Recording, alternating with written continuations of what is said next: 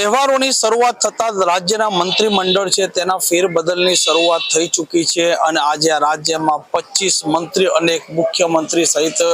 26 લોકો છે તેમનું મંત્રીમંડળ રચાઈ ચૂક્યું છે અને જે જૂના મંત્રીઓ હતા તેમાંથી ફક્ત ઋષિકેશ પટેલની વાત કરો, કુંવરજી બાવળિયાની વાત કરો, કનુભાઈ દેસાઈ, હર્ષ સંઘવી, પરસોત્તમ સોલંકી અને પ્રફુલ્લ પાનસેરિયા જેવા જે નેતા હતા, જે મંત્રી હતા તેમને રિપીટ કરવામાં આવે છે। બાકીના દરેક મંત્રી છે તે બદલી દેવામાં આવ્યા છે અને 25 મંત્રીઓ અને એક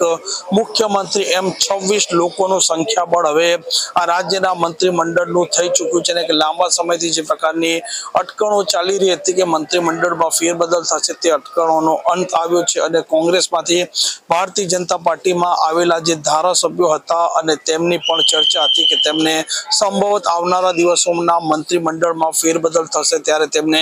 મોકો મળશે। તેમાંથી મોકો મળ્યો છે પોરબંદરના ધારાસભ્ય અર્જુન મોઢવાડિયાને, જે પોતે મંત્રી પદના તેમણે શપથ લીધા છે। સાથે સાથે હર્ષ સંઘવી છે, હર્ષ સંઘવી પોતે નાયબ મુખ્યમંત્રી બન્યા છે અને હવે થોડીક મિનિટોમાં જ કેબિનેટની બેઠક મળશે અને કેબિનેટની બેઠક મળ્યા પછી દરેક જે મંત્રી છે આ મંત્રીને તેમના વિભાગો છે તેની ફાળવણી પણ કરવામાં આવશે અને જે પ્રકારે આ મંત્રીમંડળનું એક મોટું માળખું રચાયું છે અને મોરબીના જે ધારાસભ્ય કાંતિ અમૃતિયા છે જે પોતે પણ ચર્ચામાં આવ્યા છે। જ્યારે મોરબી પુલની ઘટના બની તે સમયે પણ તેમણે કોઈ પણ પ્રકારનો વિચાર કર્યા વગર આજે મોરબીની પુલની દુર્ઘટનામાં જે લોકો પાણીમાં ગરકાવ થયા હતા તેમને બચાવ્યા હતા અને થોડાક સમય પહેલા ગોપાલ ઇટાલિયા સાથે પણ તેમણે રાજીનામા મામલે છે મોરો કર્યો હતો, તે મામલે પણ આ ધારાસભ્ય ચર્ચામાં હતા અને તે ફળ્યું અને અંતે આ ધારાસભ્ય મોરબીના કાંતિ અમૃતિયા છે તેમનું મંત્રી પદ છે તે પાકું થયું છે। રીવાબા જાડેજા પણ મંત્રી બન્યા છે, જીતુ વાઘાણી પણ મંત્રી બન્યા છે અને જે જૂના મંત્રીઓની વાત કરીએ તો જૂના મંત્રીઓમાં કુબેર ડિંડોર પણ પડતા મુકાયા છે, ભાનુબેન બાબરિયા પણ પડતા મુકાયા છે, મુળુભાઈ બેરા પણ પડતા મુકાયા છે અને ઋષિકેશ પટેલ પોતે હવે રિપીટ થયા છે, પરંતુ માનવામાં આવી રહ્યું છે કે તેમનું જે ખાતું હતું, જે વિભાગ હતો તે રિપીટ નહીં થાય અને તેમને અન્ય કોઈ ખાતું આપવામાં આવશે। આમ અત્યારે તહેવારોની હવે શરૂઆત થઈ છે, 1-2 દિવસમાં દિવાળી અને ત્યાર પછી બેસતું વર્ષ ચાલુ થશે અને આ મંત્રીઓ આજે તેમના ખાતાઓની ફાળવણી થયા પછી સંભવત આવતીકાલે તે